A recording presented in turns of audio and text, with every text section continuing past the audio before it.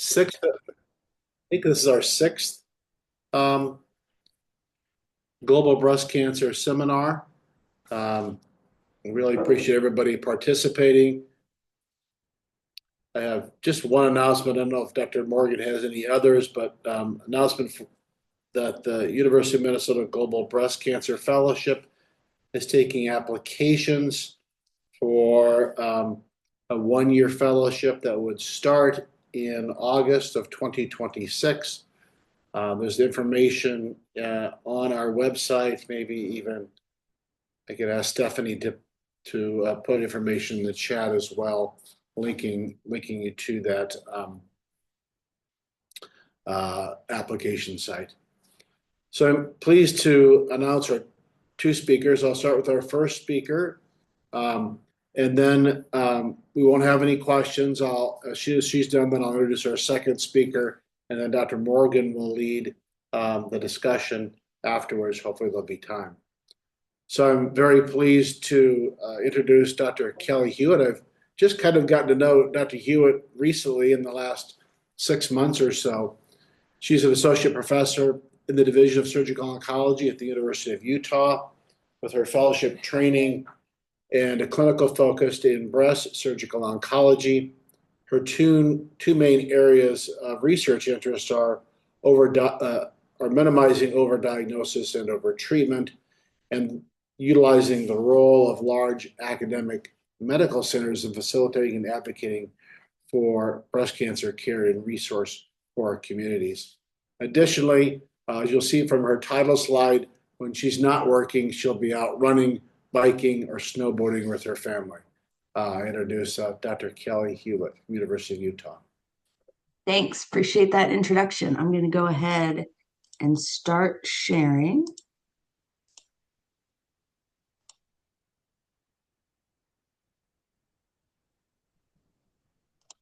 All right, and everybody can see my slides? Great. So really appreciate the opportunity to come on and speak with you all today. This is a topic that is near and dear to my heart.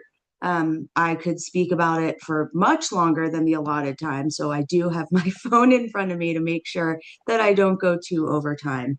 But really today I want to talk with you about DCIS, or ductal carcinoma in situ, really from the lens of a surgeon, and focusing on the evolving landscape of this type of breast cancer. The objectives that I'll try to hit today, really reviewing the history of ductal carcinoma in situ, where we are now, what the current management paradigm is, and then where are we headed? How is that evolving and changing? So what is the history of DCIS? What is DCIS? Now, we're going to have a pathologist come on and talk to us, and she certainly can explain this much better than I can, I'm sure. But generally, we think of DCIS as, non-invasive or pre-invasive, where cells themselves look malignant, but the malignant appearing cells remain in situ within the layers of the myoepithelium and basement membrane. It's variously referred to as pre-invasive, non-invasive, stage 0 breast cancer, but these malignant cells haven't broken through that basement membrane. Historically, DCIS was really felt to be breast cancer, and was treated as such. And then over time, we have progressed to the point, or we did progress to the point where DCIS was felt to be a precursor to invasive cancer, and that all DCIS ultimately would progress to invasive cancer. And so how we treated it really kind of has followed that historical perspective and understanding. So until the 1980s in the US, DCIS was treated with modified radical mastectomy in a lot of cases, just like early stage breast cancer. But then as trials evolved and showed us, well, that even early stage breast cancer can be treated with mastectomy and or lumpectomy and radiation, this paradigm also allowed for us to treat DCIS in a similar manner. And then there also have been evolving clinical standards of looking at types of radiation, looking at adjuvant endocrine therapy, and really our understanding evolving similar to invasive cancer. And when we think about DCIS, the other thing we always talk about is margins. So for decades, the recommendations really for margins in lumpectomy varied widely. Our current standards come from a meta-analysis mostly published in 2016, with really the goal to establish a minimum negative margin width for DCIS. Because what we always worry about are skip lesions, right? So not only do we need the main area, but could there be areas of DCIS that are progressively along the duct that maybe you aren't taking out. And so this meta-analysis really included about 20 studies with a primary outcome of local recurrence. Most, but not all patients received adjuvant radiation, and most did not get adjuvant endocrine therapy in these studies reviewed. And all of that led to the recommendation for a 2 millimeter margin width that was associated with a reduced risk of local recurrence. And then there was no benefit beyond 2 millimeters. So that's kind of still where we sit today. So how have we come to this point where we have as much DCIS as we have? And I'll talk about the numbers in a minute. But when we look at the US, less than 40% of women were getting screening mammograms in the late 1980s. And look at, especially as people begin to build up breast cancer programs, the incidence of screening is often low.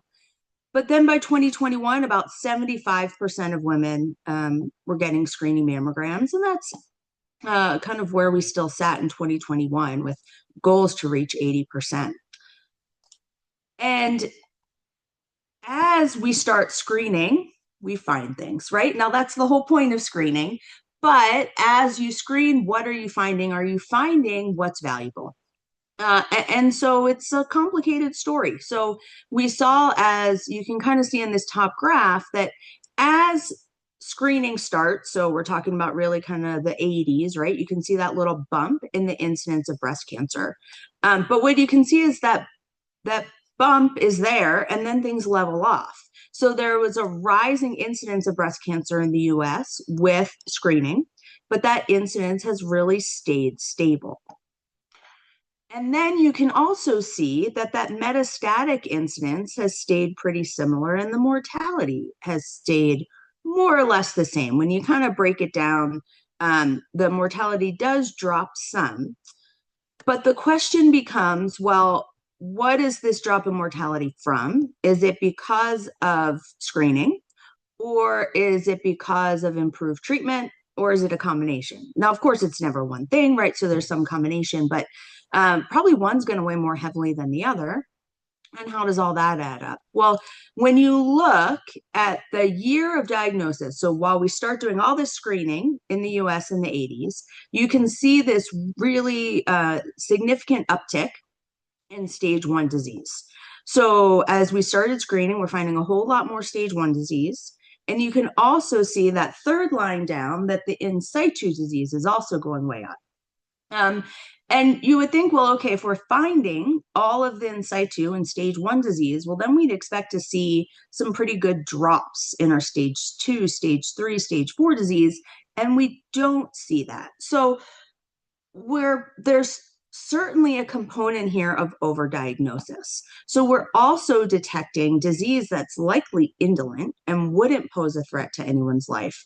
And for these situations, there's some component of overdiagnosis and overtreatment. And what we know is that as you start doing screening, you find way more DCIS. So DCIS detection has increased 500% with the implementation of screening mammograms. So I think that's kind of something to think about. As we start screening more and more places, you find more and more of this in situ disease. And so it's important to think about, well, how much of it matters and how much of it doesn't. And this graph, again, just highlights most of the DCIS we're seeing is screen detected, about 85% in women 50 and older. And then I won't go too into this, but there also becomes some gray area with pathology. As a surgeon, I think, well, what I do is gray, but what everyone else does is black and white, which of course is so far from the truth. But really differentiating low-grade DCIS from atypia can be really, really hard. And there have been different studies looking at this, and we probably have all seen at our institutions, someone has ADH diagnosed somewhere else, and then our pathologists review it and tell us, no, it's actually DCIS. And so there's become some variability in what we're actually diagnosing. And then also the question, and what we've kind of really started addressing more here is this really cancer? Should we be calling DCIS stage 0, pre-invasive cancer? Or are there some cases where we really should be thinking about this more as a marker of increased risk? So where are we now? What is our current treatment paradigm for women with DCIS? And I'll go into it, but generally, women with DCIS are receiving treatment that is virtually the same, very similar to those with early stage breast cancer. So surgery, potentially adjuvant radiation, potentially adjuvant endocrine therapy in the setting of hormone positive DCIS. And how much of it are we seeing? So this year in the US, around 60,000 cases of DCIS of our roughly kind of over 300,000 cases of breast cancer. There's not much data that I could find kind of in more low and middle income countries, but as we look through, you can see, throughout these countries, various rates of the incidence of DCIS, and this also included LCIS. But really, where you do more screening, you find more DCIS is kind of the gist of it. Because how does it show up? Well, mostly we see screening mammogram, right? Here's some calcifications on screening mammogram, and that leads us to a stereotactic biopsy. In the US, we're doing more and more screening MRIs now for patients who are deemed high risk. And so this might show up as non-mass enhancement on someone's screening MRI. And kind of our gold standard for how we treat these patients is, looking at the NCCN guidelines.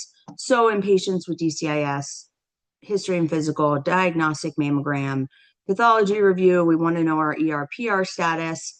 I wouldn't say breast MRI is standard for these patients, but we at least say to consider it. And then, like I said, just like stage 1 breast cancer, breast conserving surgery, and there we don't recommend lymph node surgery or a mastectomy where lymph node surgery is recommended.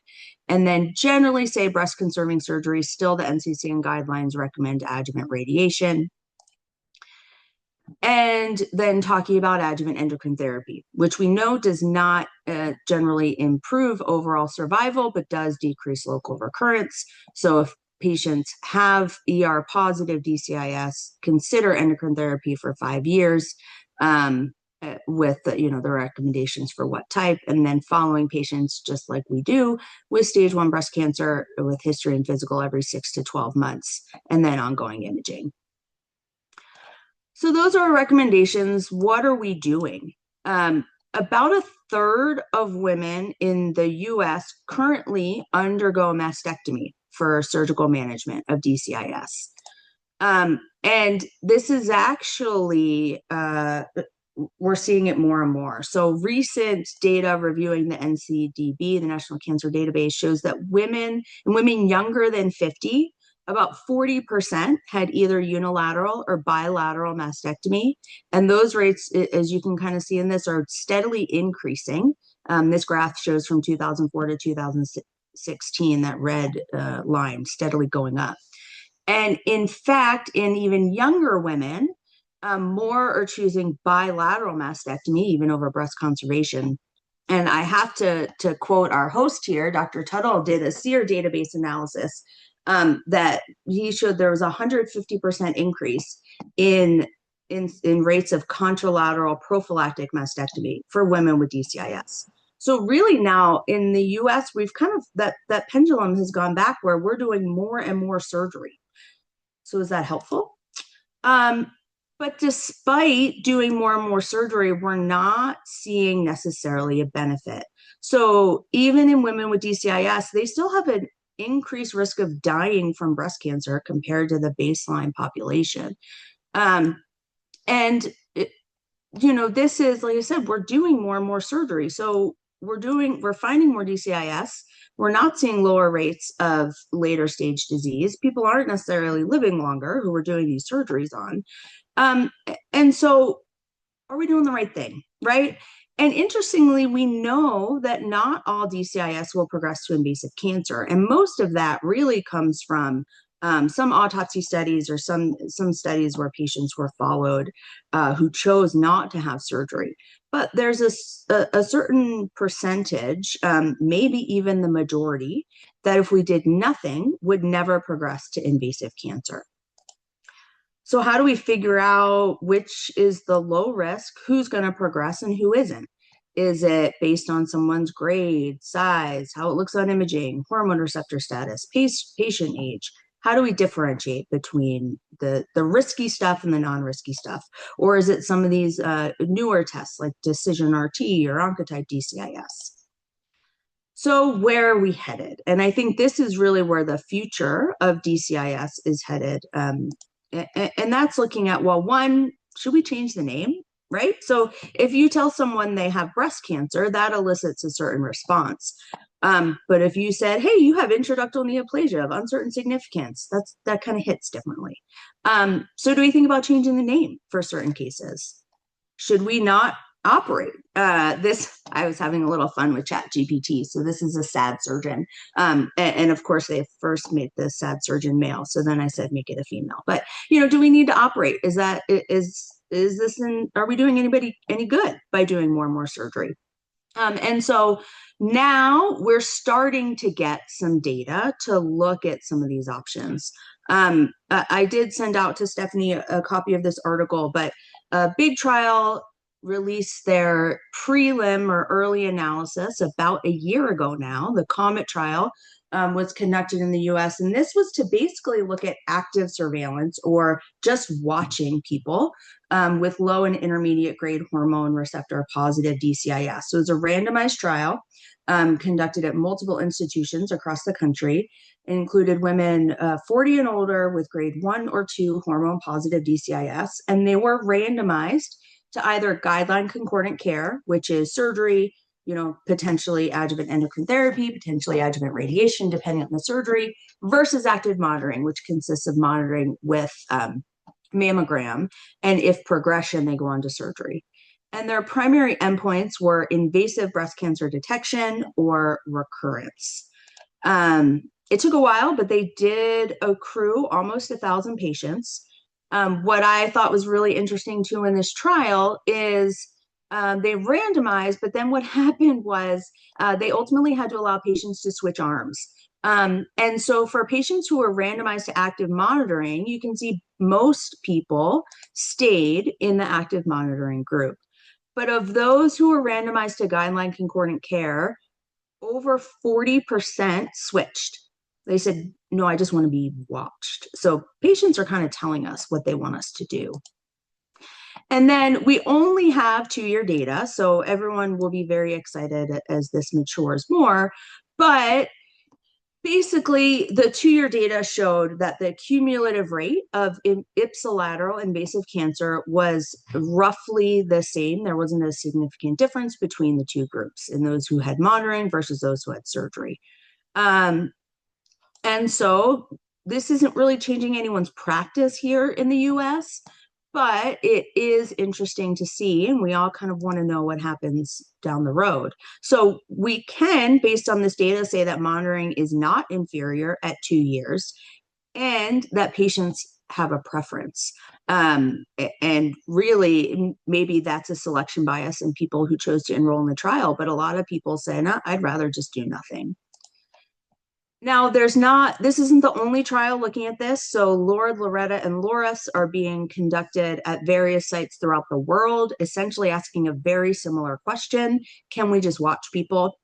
In some of these trials, patients are obligated to be on endocrine therapy. In some, they're not. In the COMET trial, around 70% of patients did take endocrine therapy. That certainly plays a role because these are all hormone receptor positive DCIS. So it'll be really interesting to see as both the COMET data matures and then these other trials come out. And then the other area is lymph nodes. So I talked about how, well, we don't remove lymph nodes in patients who have a lumpectomy because we think by definition, these malignant cells are confined to within the duct. But when we do a mastectomy, we do a sentinel lymph node biopsy because you say, well, once we've removed the breast, you can't identify the sentinel lymph nodes. There is a trial that was published in Sweden, and now they're doing a second round that is worldwide called the Sentinot trial, where they're using this iron oxide dye that stays in the nodes for a while. So for patients having a mastectomy for DCIS, this dye is injected at the time of surgery, but the nodes are left alone. And then if someone's found to have invasive cancer and you need to know the sentinel lymph node status, you can go back and do a second surgery. So potentially even avoiding touching the lymph nodes in the setting of mastectomy for certain patients. And then there's even more, right? So this isn't the only thing happening. There are more trials and more people looking at this question from various points of view. And so can we really, in some instances, be thinking about DCIS more as a gateway for prevention? It's identifying women who are at elevated risk with very, we know the risk of progression varies widely. And this maybe isn't an emergency, but a window of opportunity. And so, this understanding really has evolved. So we used to say, well, DCIS is cancer. And then we said, well, DCIS is pre-cancer, but it will become cancer. And now we're like, well, DCIS is pre-cancer and it might become cancer and it might not. And so how can we really individualize the treatment for the appropriate person? How can we come to the point where really treatment is based on biology and the individual, and not necessarily one standard thing? And so, I think it's important to think about this too, right? So as I said in the beginning, the more screening we do, the more of this we're going to find, and that's anywhere. And so as our treatments continue to evolve, hopefully those same lessons and rules can be applied broadly. I know I talked fast, but I wanted to cover a lot of things. So I appreciate it, and I'll hang out and be happy to answer any questions at the end.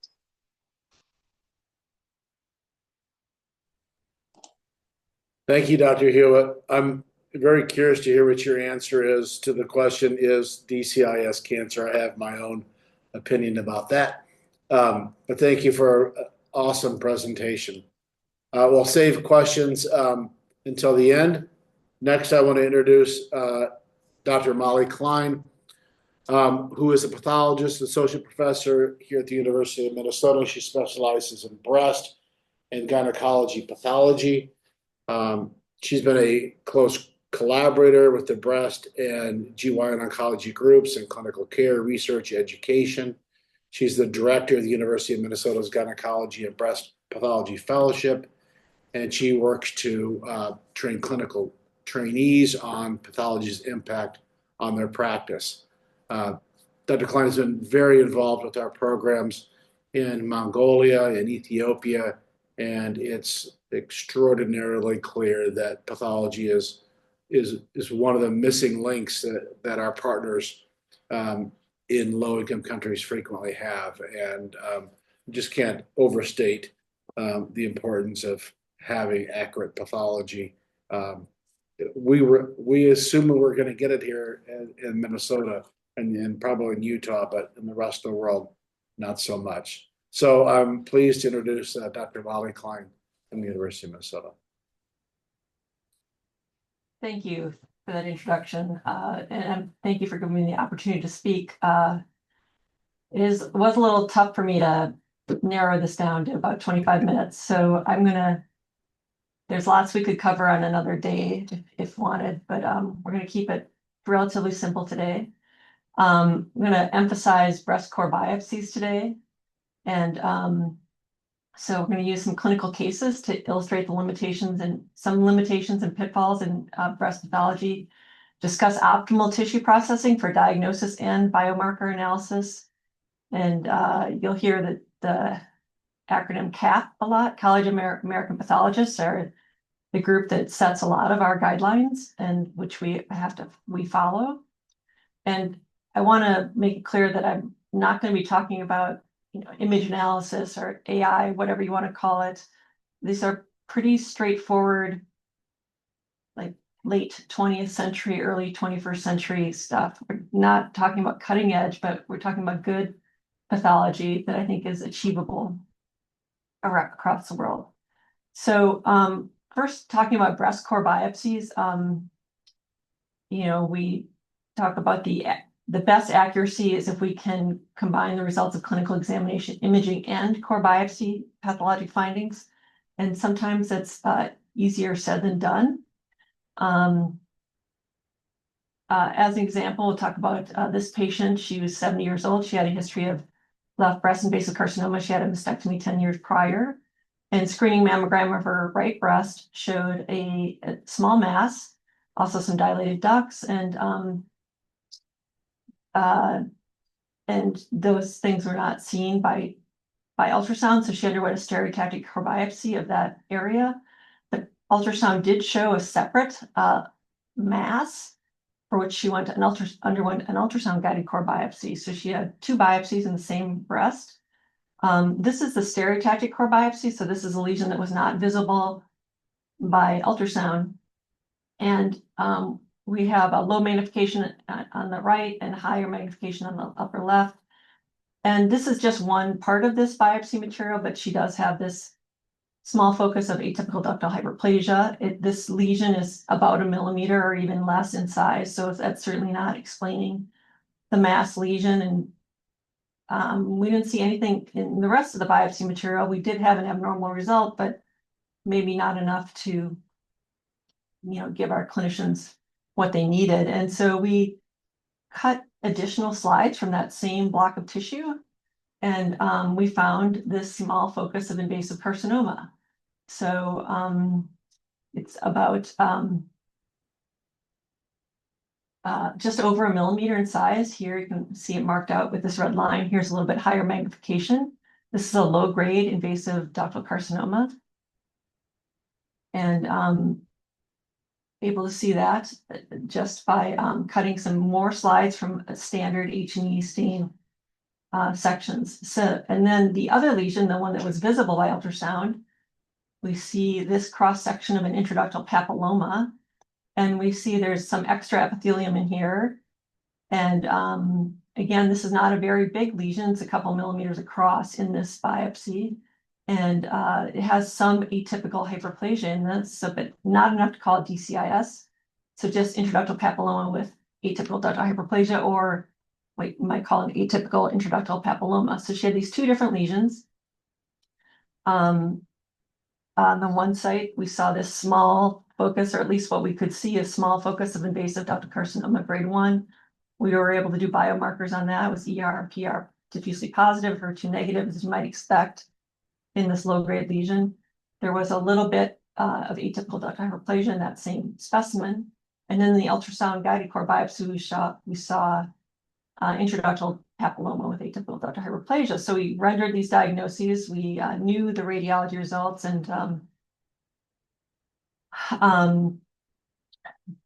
then the patient went on to have her clinical management. So notably, we have the luxury of having an electronic health record, which everyone has access to. And even though I'm not a radiologist and wouldn't even begin to start to read imaging studies myself, I can read their report and what they tell me. And so I knew, for instance, in that first biopsy that they were really looking for a larger mass than was seen in the initial slides, and was able to find this invasive carcinoma just by cutting some simple H&E stain slides. And then we presented it also, as we do every week. We present all of our breast core biopsies. The radiologists and pathologists discuss every one of them from the preceding week, and to try to discern if they are concordant. And so it's a quality assurance measure for both the radiologists and the pathologists. They are required to make a concordance assessment. The radiologists are for all the pathology results. And it's also a good teaching opportunity for our trainees. And we find it to be very useful in our everyday practice. So with these results, the patient had a prior contralateral mastectomy, and she opted for a mastectomy, even though she didn't have a ton of disease identifiable by imaging. That was her decision, especially considering she would have had to have 2 lumpectomies, and one of them would have had to have been a central lumpectomy with removal of the nipple areolar complex. So she also had a sentinel lymph node biopsy because of the known invasive carcinoma. And at the time of surgery, she, in her mastectomy specimen, she had at the stereotactic core biopsy site, the one that had the 1.3 millimeter focus in the core biopsy of invasive cancer. Actually, they got most of that invasive cancer with the core biopsy, and what was remaining in that at that site in the breast was less than 1 millimeter of invasive cancer. She had another focus of this time microinvasive carcinoma, further medial. And then these foci of invasive and microinvasive carcinoma were in a background of extensive DCIS. So this was her biggest lesion, which was 30 millimeters of DCIS.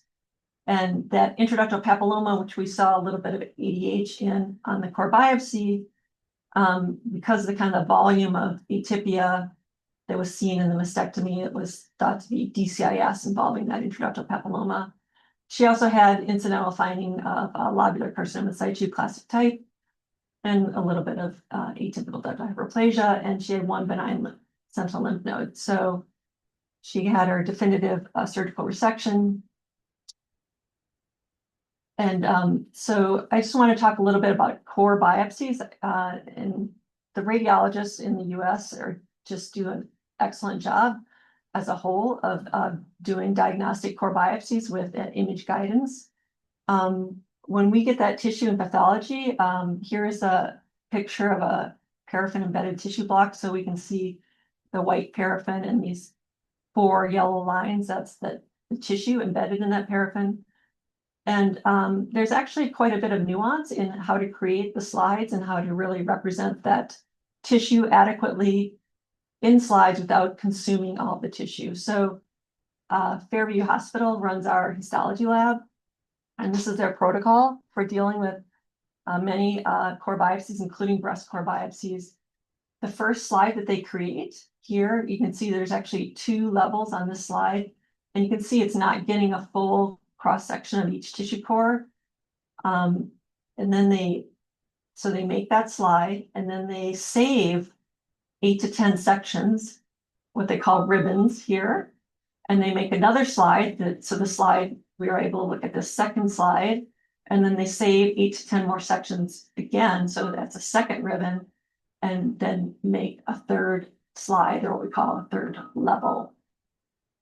And the idea is that by the time they get this third level, we should see a full cross-section of each tissue core. So have a pretty good representation of the tissue, but not have consumed the entire tissue. And also they have saved this tissue in between the ribbons, in between the levels. And those are available. We can do immunochemistry or do additional H&E slides, whatever we want or need. And that is really a good way to use the tissue efficiently and not waste tissue. So as I said, there is some nuance in this tissue processing, and there's no standard number of levels to cut, but most kind of standard texts recommend 3 H&E slides per block. The stereotactic core biopsies tend to be a little bit thicker because they use a larger bore needle often and vacuum assistance. And if you're looking, obviously if you have a huge invasive carcinoma, there's not a lot of nuance in diagnosing that on a core biopsy. But if you're looking for something smaller, like ADH or a little bit of low-grade DCIS, this study that I cited here actually said, well, let's look at each level and see when that ADH finally shows up. And they found that the diagnosis is established in the first 5 H&E slides. And so if you don't see something diagnostic in the first 3 levels, that's your protocol, you often might cut at least 2 more levels to make sure you're kind of getting an adequate sample of that tissue. And as a pathologist, if I know that the radiologists and or the clinicians are worried about something and I'm not seeing what I think should be there in the initial slides, I have very low threshold for asking for additional slides to be cut. So in order for me to do that, I need to kind of know what they're looking for. What are they looking for? A mass? Are they looking for calcifications? Are they looking for enhancement that might be explained by some benign proliferative disease and maybe I don't have to worry as much?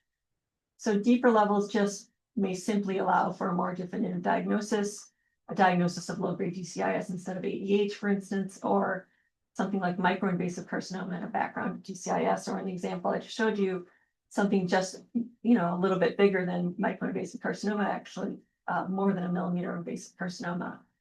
And by saving these what they call ribbons between the H&E levels, we can use those ribbons for ancillary testing in cases of limited tumor. And so we can even get biomarkers on microinvasive carcinoma in most cases. And so you might think, well, does that matter? Well, sometimes it does. Sometimes if it's a microinvasive carcinoma that's HER2 positive, if clinicians want to know that before resection, they may even decide to give neoadjuvant therapy for that. And this is a low tech, but potentially high yield method that optimizes the tissue use. So these are just a couple examples of, as we are discussing what is DCIS, but this is a duct involved by DCIS. It's got necrosis in the middle with a big calcification that as they cut this tissue to make the slide, it actually rips through the tissue a little bit. So you get this trail where the calcification used to be.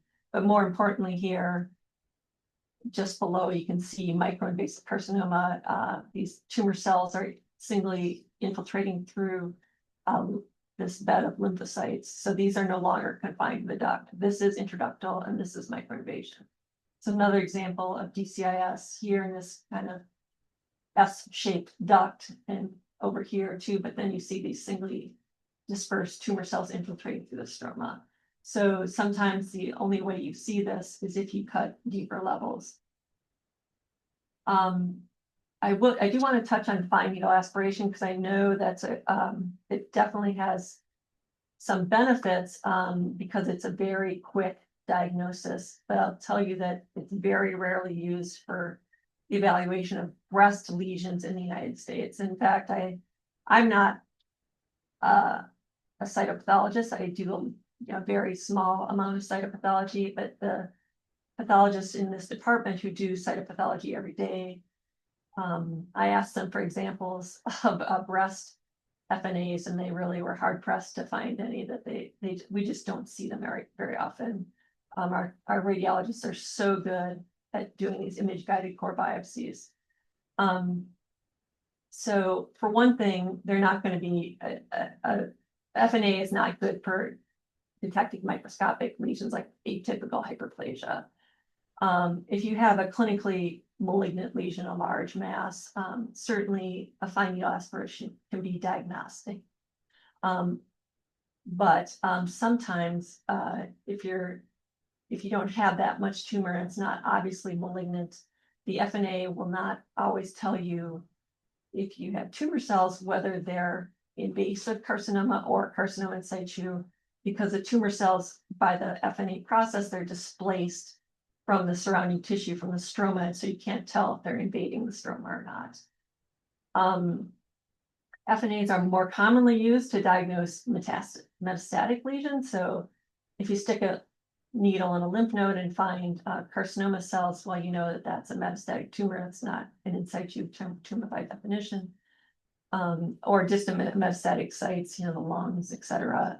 You certainly might see fine needle aspiration used in the US for those reasons. But because biomarkers, the name of the game for breast cancer in general is biomarkers, not just a basic ERP or HER2, but also looking for specific gene mutations.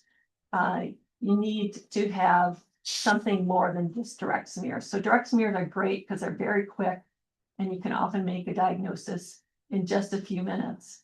You don't need to do any tissue processing. You don't need a histotechnologist technologist to cut the tissue and make the slides. You can just smear it on and stain it and can often make a diagnosis very quickly, but you cannot do ancillary testing on that. Liquid-based preparation also has some benefits as far as diagnosis, but again, you can't do ancillary testing. So if you want to do ancillary testing on a FNA, you can do it, but you need to create a cell block. And that's a little bit more technically challenging than just doing the direct smear or liquid-based. Basically, you get a few more passes with your needle, or just rinse the needle that you already used to make the smears. And you take what you get from that and you spin it down in a centrifuge, and you add a little bit of fibrin to make those cells stick together in what they call a pellet. And that pellet is fixed in formalin, processed and embedded in paraffin. So now you're creating like the world's smallest core biopsy. You're getting paraffin, formalin fixed paraffin embedded tissue, and you can do what you want with that. This is the one FNA lesion of a breast lesion that one of my colleagues provided me. This is actually a liquid-based pap stain. So this is not a cell block. Basically, they did an FNA of what they thought was it was cystic in quality, but it was a cystic carcinoma or adenocarcinoma. So they aspirated fluid and they created this liquid-based preparation from the cells that they obtained. And you can see these clusters of tumor cells. Those differ from these inflammatory cells in the background. And you can see at higher magnification.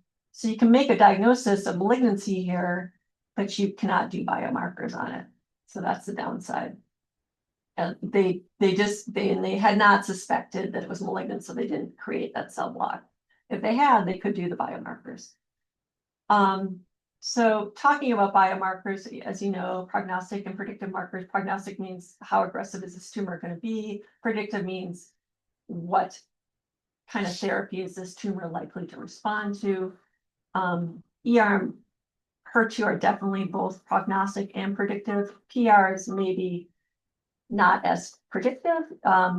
Almost always a PR positive tumor is going to be ER positive as well. So it's, but if you have the converse, if you have an ER positive, PR negative tumor, that may, behave a little bit more aggressively than a PR positive tumor. Ki-67 is very controversial. It is, at least in the States, it's prognostic in that a tumor that has a higher Ki-67 tends to be more aggressive tumor. They've tried to use it as a predictive marker of response to specific therapies, and that's kind of waxed and waned over the recent years. One that came and went pretty quickly was abemaciclib. The drug is still around, but when they originally approved that for use in the US, it was used in the adjuvant setting for ER positive, HER2 negative invasive carcinomas. Patients would receive an endocrine therapy plus abemaciclib. And it was when they did the initial trial, they thought that the patients that had the most benefit from that therapy was if the Ki-67 was at least 20%. And so for a while, we had to try to find not just Ki-67, which pretty much every immunolab can do, but there was this very specific clone and platform that was only available at a few referral labs, so we had to send that out. Luckily, not long after that, they realized it doesn't matter a ton, and that they removed that threshold Ki-67 for using that therapy. So Ki-67 now is more of a prognostic marker than a predictive marker. For all these biomarkers, we have to do proficiency testing in the pathology lab, and that is through CAP, and that ensures a lab meets technical standards to perform the immunostain or the in situ hybridization in the case of HER2, and also ensures that pathologists can interpret those studies. So you need both. You need the lab to do the test, and you need the pathologist to interpret the test. As I said, Ki-67 is super controversial. Basically, for whatever reason, it's very difficult to standardize staining and interpretation across labs. But it is if it's going to be useful for any particular tumor, it's most useful for ER-positive, HER2-negative invasive carcinomas. It helps kind of estimate whether a tumor is, falls into that luminal A versus a luminal B type phenotype. You can use Ki-67 in conjunction with your other biomarkers and tumor grade to kind of predict what the Oncotype DX score would be, right? So the Oncotype DX costs many thousands of dollars. And if you can predict what the Oncotype DX is using stains that you're already doing, then you're going to save money for patient and perhaps medical care in general in the United States, which is very expensive. One thing it is useful for is for patients who are receiving neoadjuvant endocrine therapy, which is, of course, a very slow process. And sometimes you're kind of waiting. You just don't know if the patient's responding. If you do, if you compare the Ki-67 in the pretreatment biopsy to Ki-67 very early in treatment, as long as you're seeing a drop off in that Ki-67 early on, that's a good predictor that endocrine therapy is working. Ki-67 is not required for any invasive breast carcinoma by CAP, but as I said, clinicians like to see it often for these ER-positive, HER2-negative invasive carcinomas.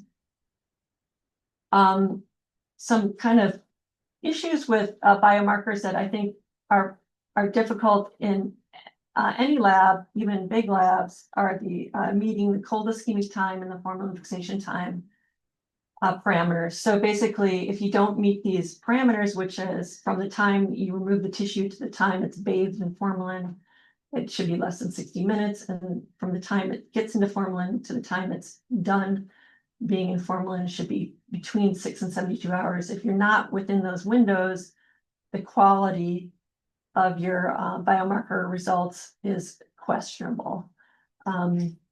So for the cold ischemic time, that's really an issue, should only be an issue for larger resection specimens. For core biopsies, if they just, the radiologist is going to, or the clinician, if you do a percutaneous core biopsy, if you put it immediately in formalin, you're going to be well within that 60-minute window. We have a very nice pathology lab here. We have people at different parts of the medical center able to section larger specimens and put them in formalin after sectioning. But even we have one place in the suburbs that's not that far away. We don't have a pathology lab there. So when they do a lumpectomy at this in the suburbs, the surgeon will ink the lumpectomy, bisect it, usually along the localization wire or the RFID tag, because that's where the tumor is. And at least we know that those two cut surfaces will be exposed immediately to formalin. It's not ideal, but it's the best we can do. And then we get it as quickly as we can and cut the rest of it and put the rest of it in formalin. But that's something that you have to deal with when you have kind of outlier labs. And I imagine that's a problem. It's definitely a problem in more rural, small medical centers in the US, but also across the world. The formalin fixation time of 6 to 72 hours is a little bit easier. That's a pretty big range. We have a good process where we know that, even if you have a stat what they call a rush biopsy, let's say you have a liver core that you want to see if it has metastatic tumor, they might label that as rush. And in theory, you could, for usual rush biopsies, they might only be in formalin for an hour or two. But if we suspect in any way, shape, or form that could have breast cancer in it, so if it's a breast biopsy or a possible metastasis from breast cancer, we always time it so that we make sure it sits in formalin for at least 6 hours. So those are kind of some logistic things that our lab does a very good job at making sure we meet those criteria. So we have a second patient to discuss here pretty briefly. This is a 60-year-old woman. She had a small palpable mass And she also had some nipple discharge in the same breast. That palpable mass was visible by ultrasound. It was only 3 millimeters, but she also had this indistinct 3 to 4 centimeter lesion near that palpable mass. And then she had a subareolar mass, which they thought clinically might be a papilloma. She had 3 ultrasound guided core biopsies, so those 3 separate lesions. This was all done at an outside facility. And they rendered a diagnosis, the pathologist there at that outside facility, and the patient came here to see the breast surgeons here, and images were reviewed by radiology, and then we in pathology reviewed the slides, and they had rendered a benign diagnosis for each site. And I won't go into all of them, but the one that was the biopsy of the larger lesion near the palpable mass did show, as they reported, these dilated ducts or cysts with a lot of inflammation around them. And so the issue is like, is this all benign? Yes, it actually did all look benign in this area. She did have this little bit of atypical lobular hyperplasia, and through kind of the antenna kind of went up, like wondering, why does she have this atypical lobular hyperplasia? That's probably an incidental finding, but what are all these cells in the stroma? What's happening here? And so we got the block. Again, they still had tissue left, and we did some immunohistochemistry, and I'm not showing you that, but she did have these few infiltrating tumor cells. The trick is distinguishing them from inflammatory cells, and we were able to do that, distinguish them, and with immunohistochemistry, showing that she had a little bit of invasive lobular carcinoma at this site, actually microinvasion in the core biopsy. So we were able to, I see that she had at least microinvasive lobular carcinoma. She also had that lobular hyperplasia.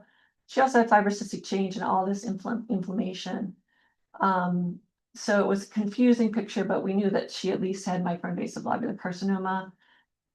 She had all these different abnormalities by imaging, and she got a lot of surgery, maybe more surgery than she needed, but or maybe you suspect she needed, but sorry, these are the biopsies, and I said this, there was this finding of microinvasive carcinoma and atypical lobular hyperplasia. She ended up having a mastectomy. That was her ultimate decision. Like I said, a lot of surgery, but she did have a significant invasive carcinoma that had both lobular morphology, like we saw in the core biopsy, and also ductal morphology. So mixed breast carcinoma, lobular and ductal, and that was 12 millimeters. So not huge, but she had a fair amount of DCIS beyond that. She also had some incidental LCIS. She also had the benign stuff, fibrocystic change, and the 2 benign lymph nodes. But she got her definitive surgery and was not, left for expected management. So this was a complex clinical picture. She had these 3 lesions, a small palpable mass, which was completely benign on initial core biopsy. At this biopsy site, we saw DCIS in the mastectomy specimen. She had an ill-defined larger mass identified during imaging workup, and that's the one where the biopsy was ultimately seen to have microinvasive lobular carcinoma and ALH. And at mastectomy, this was a 12 millimeter invasive carcinoma mixed ductal and lobular, as well as DCIS and LCIS. And the nipple discharge and subareolar mass, we never did find an intraductal papilloma at that site. So, so that was helpful to correlate the clinical, radiology, and pathology findings, and just all working together to get that result. So that comes, the issue is like, well, why is it so hard to find these things? And how should we be handling these breast core biopsies? Some pathology departments require a review of all breast core biopsies by a second pathologist. That's certainly not a CAP requirement. Some say, well, you only have to review it with someone if you're saying it's cancer or you're saying it's atypical. It's also not a CAP requirement, but I would propose to you that it's sometimes worse to miss. Obviously, you don't want to overdiagnose cancer, but you also don't want to miss cancer too.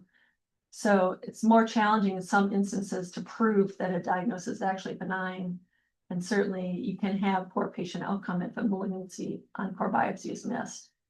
So it requires diligence by the primary pathologist and any reviewing pathologist. That case that I mentioned with the little bit of invasive lobular carcinoma on core biopsy, you know, it's certainly a very good pathologist looked at that case, and another pathologist at their department reviewed it, and they still missed it because no one is infallible. Sometimes it's just important to maybe take a third look, and especially if the clinicians are really, or radiologists are really worried about it. So that's just, I'm going to move on a little bit.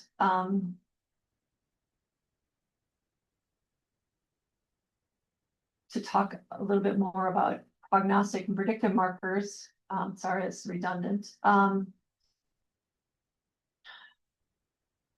I will mention the ER and PR scoring. Negative versus positive is a classic way it was described, you know, in the late 20th century. But negative was not no cell staining, but less than 1% tumor cell staining. And positive if you had at least 1% and it was at least weak staining. That has been useful. It means that the patients that have positive staining would potentially benefit from endocrine therapy. But as our methods of doing immunohistochemistry have changed, even over a relatively low time span, we found that there is this kind of category now of perhaps low positive, where that those patients that have tumor ER staining that's somewhere between 1 and 10%, that they may actually behave like an ER negative tumor. And so that's a new designation from CAP since 2020. And I'm just going to skip over this because we are at time and I don't want to keep you any longer. I do want to show you this because it has come up at tumor boards before. This is kind of the original idea behind patients that even have just over 1% of tumor cell staining for ER have some benefit from endocrine therapy. But the way that we do our immunostains, the blue lines are how ER tumors used to stain for ER. It was more of a bell curve if it's positive, and then some are negative. And now we have more the black bars where it's pretty purely either completely negative or completely positive, and there's very little in between. So it's not as much as a bell curve anymore. So these very low positive patients that are few and far between, they may behave more like a ER negative tumor. And there have been some variations in HER2 as well. And I will just say that HER2 immunohistochemistry, you would think that it should be straightforward, but it's not. This is a clearly easy 3+ positive tumor. This is a tumor that to me is clearly not positive. It was called positive. And you know, you realize that if a pathologist calls a tumor positive by immunohistochemistry, that they're going to get HER2 targeted therapy. In this case, after reviewing it, the patient did not. She was deemed to have a HER2 negative tumor, and so she did not get HER2 targeted therapy. So I'm sorry, I'm going to stop there because I've gone right up to the end of the talk, but into the time period. But thank you for your attention. Thank you, Dr. Klein. Thank you, Dr. Hewitt. These were great presentations. There have been a few questions in the chat. I've done some answering of them, but I wanted to give you both a chance to answer.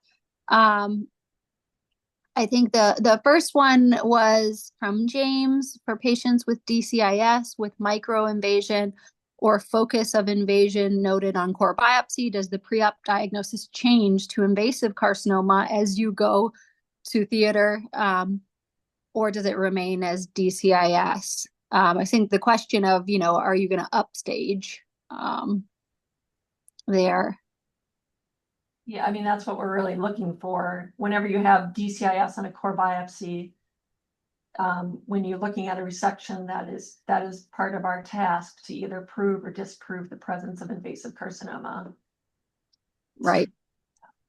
Yeah, I mean, I think, we know that risk is probably somewhere around 10 to 15%, even without microinvasion on the biopsy, right? So it exists that you're going to have upstaging anyway. And those with microinvasion, I think we always all are a little bit more concerned that you might find additional invasive disease. And that's part of it. Yeah. Right.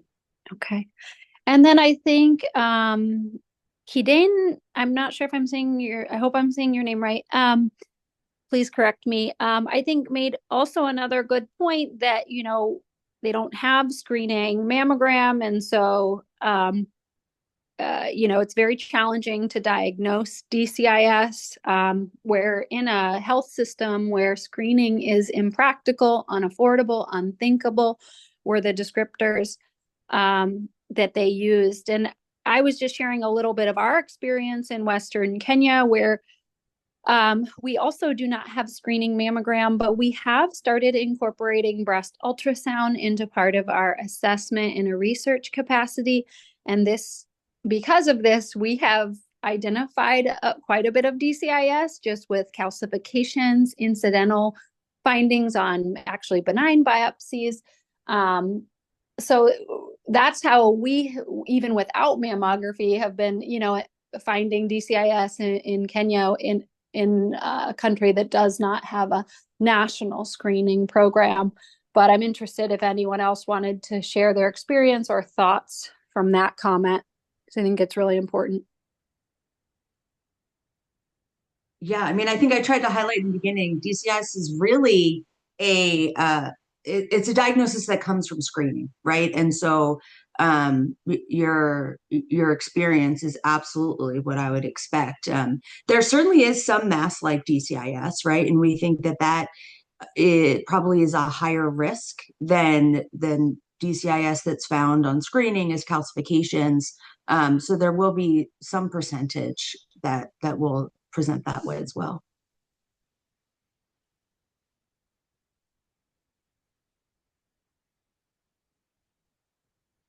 And look, yeah, someone also commented about ultrasound. Right. Mm-hmm. Okay. I know we're over the time. I'm happy to hear any last comments.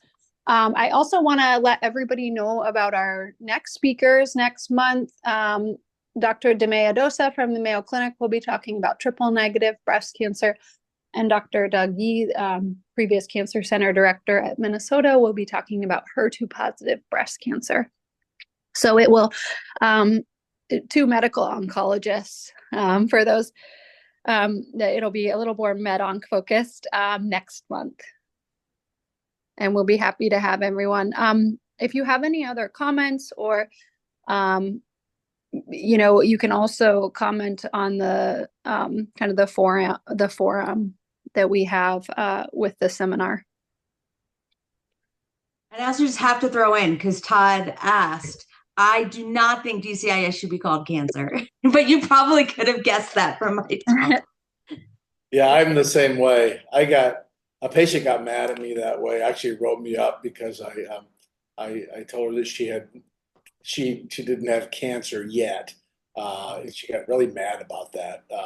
I kind of used I don't know, Molly probably screamed, but I kind of used the colon polyp and colon cancer analogy, and like we don't call polyps of the colon cancer in situ and scare everybody. Yeah, sometimes they do. I mean, that's the funny thing, is that just the term carcinoma in situ, I think in general, people, pathologists understand that if that by itself does not have the ability to metastasize, right? So it's not going to kill you.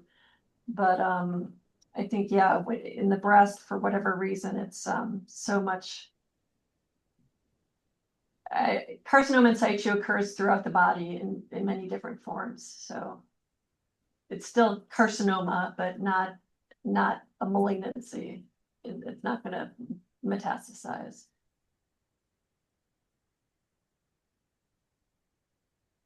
Thank you both for great presentations. I know it's a lot of work to get these done, and we really appreciate it. I know our partners really appreciate it as well. Thank you. For inviting.